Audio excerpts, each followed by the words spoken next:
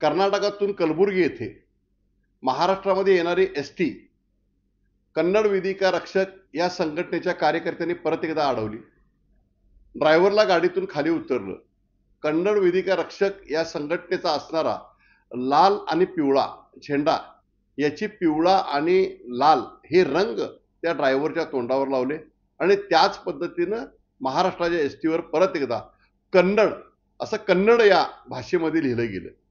मी आज सांगू इच्छितो की महाराष्ट्राचं मध्ये येणाऱ्या कर्नाटकच्या एसट्या जरूर आम्ही अडवल्या, पण या महाराष्ट्रामध्ये फुले शाहू आंबेडकर, छत्रपती शिवाजी महाराज, संभाजी महाराज, अण्णाभाऊ साठे यांचे संस्कार आमच्यावर आहेत.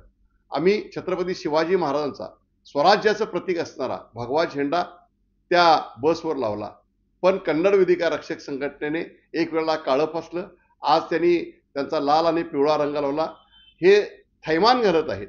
मी सिद्धरामय्या कर्नाटकचे मुख्यमंत्री यांना सांगू इच्छितो की आपण त्वरित कन्नड वेदिका रक्षक या संघटनेचे हे सर्व जे कारनामे सुरू आहेत हे त्वरित बंद करावे.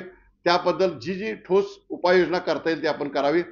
दोन्ही जिल्हाधिकाऱ्यांचा जर समन्वय झाला असेल आणि पोलीस बंदोबस्तामध्ये गाड्या जात असतील आणि प्रवाशाचे हाल होत नसतील तर यामध्ये आपली भूमिका सर्वात महत्वाची आहे.